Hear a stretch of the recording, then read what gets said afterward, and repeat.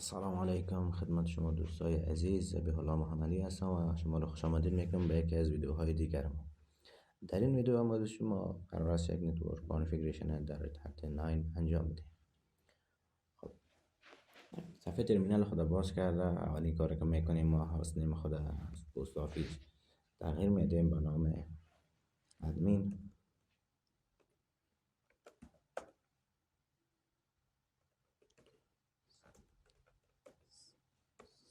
هاست نیم نام که میخوایم برای ست کنیم در میکنیم چکش میکنیم به خاطر که در قسمت پست آفیس و جای پست آفیس ما نام ادمین ذکر شده یک بار خارج میشیم از صفحه ترمینال خود. دوباره صفحه جدید باز میکنیم.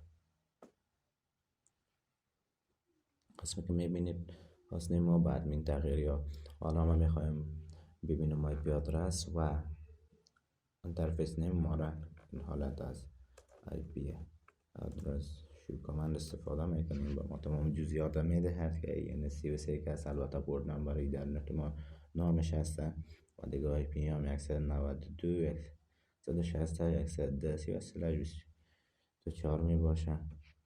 خب میخوایم ببینیم کدام ارتباطات ما داریم. از کامند CLI و میکنیم کانکشن ها رو به ما چیکار شو نمایش بده. ما 4 کانکشن داریم: هاسپیتال، ENSS، پست و یونیورسیتی. خب حالا ما میخوایم چند کانکشن خود حذف کنیم. از کامند CLI کانکشن delete هاسپیتال میخوایم در میکنیم. موفقانه دلیت شد و دیگر پست آفیس میخوایم.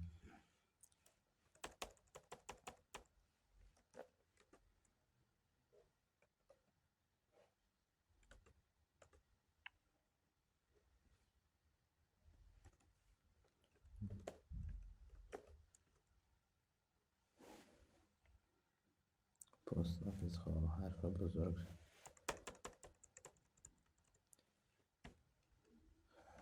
پست آفیس ما هم دلیت شد. یک بار میبینیمش. CLI کانکشن ها رو به ما چیکار نمایش بدیم. در میکنیم فعلا دو کانکشن داریم به نام یونیورسیتی و ENS33 که ای از خود سیستم میباشه. صفحه خود یک بار کلیر میکنیم. خب حالا من میخوایم یک کانکشن جدید ایجاد کنم به نام مکتب. حالا از کانکشن از کامنده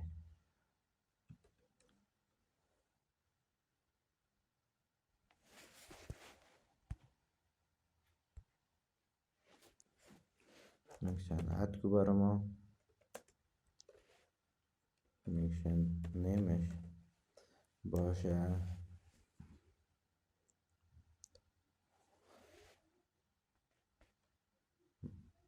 مثل اسکوپ برای ما ایجاد کنم. تایپ تکنولوژی ایترنت باشه. دیگه انترفیس نیمش که است انترفیس نیم خود است. PC ما رو تایم میکنیم یعنی 33 می باشه. IPv4 برای ست میکنیم. IP آدرسش باشه 10.1 10.0.0/8 گیتوی برای ست میکنیم 10.1.0.0 در میکنیم. ما تونستیم موفقانه کانکشن ایجاد کنیم. کانکشن نمایش بده. کانکشن ها رو برای ما میکنیم. کانکشن اسکول ما تونستیم ایجاد کنیم. کانکشن اسکول که زمان ایجاد کردیم حالا میخوایم کانکشن اسکول ما اکتیو شود. فعلا یونیورسیتی اکتیو بود به خاطر که کانکشن اسکول ما اکتیو شود. کامند CLI کانکشن مودیفای کو برای ما. کانکشن اپ کو برای ما. کدام کانکشن اسکول انتر میکنیم. حالا موفقانه تانستیم کانکشن خود اکتیو بسازیم. میبینیمش برای ما نمایی بده. قسمی که میبینی کانکشن اسکول ما فعال شد.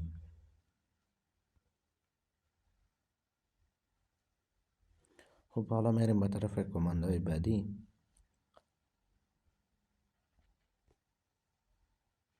خب ما هم میخوایم یکی از کانکشن های ما زمانی که سیستم ما ریبوت میشه برای ما به شکل پیشفرض یا اتومات اکتیو شود خودش. اگر ما این انتخاب نکنیم کانکشنی که از خود سیستم هسته مثل ENS33 این خودش بس زمانی که سیستم ریبوت میشه خودش فعال میشه. والا ما میخوایم این فعال نشه کانکشن یونیورسیتی ما فعال شه. حالا از کامند استفاده میکنیم CLI کانکشن ما را مودیفای بتیم. کدام کانکشن یونیورسیتی را حالت شد کانکشنشه کانکشن دات چیکو اوتو کانکت ما سیستم ما میگیم ریپورت شد برای ما اوتو کانکت ما تمام سوالات رو میکنه ایدم یس تایپ میکنیم.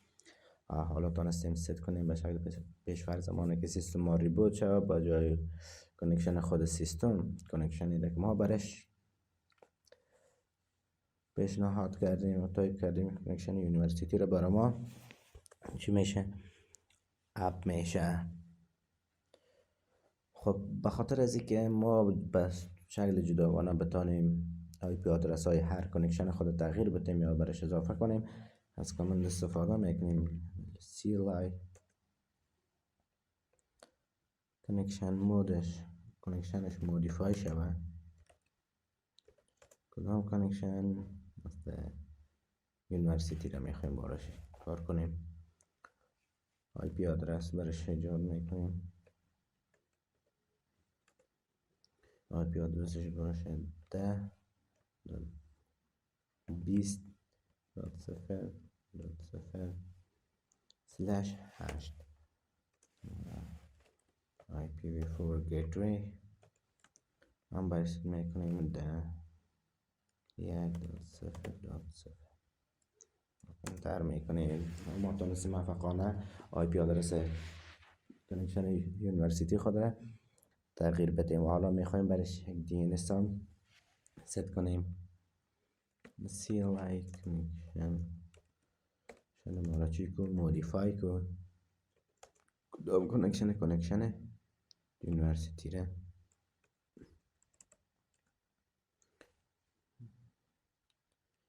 IPv4.DNS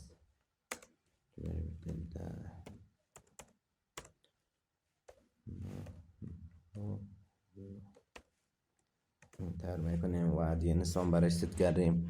خب حالا ما میخوایم یکی از کانکشن های خود دو آی پی آدرس بدیم. مثلا این کانکشن یونیورسیتی ما را کلاس A آی پی آدرس داریم و میخوایم یک آی پی آدرس هم از کلاس C برش بدیم. کامند داریم CLI کانکشن مود کانکشن مودیفای شود. کدام کانکشن ما یونیورسیتی ما چی تغییرات بیایم میگیم اضافه که یک آی پی v4 آدرس از کدام کلاس 192.168.1.0/124 انتر میکنیم و آی پی آدرس دو ما هم ست شده.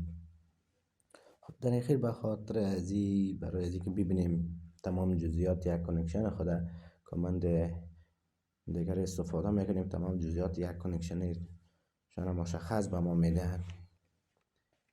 CLI کانکشن شوک و برای ما کنم یونیورسیتی را تمام تغییرات ما ببینیم با واقعا بالاش ایجاد شده یا نه در میکنیم. خب آیدیش که هسته یونیورسیتی هسته تایپ انترفیس شام که هسته ایدنت از که برش تعیین کنیم دیگه انترفیس نیم شام اینس از اوتو کانکت هسته یا تمامی جزئیاتش.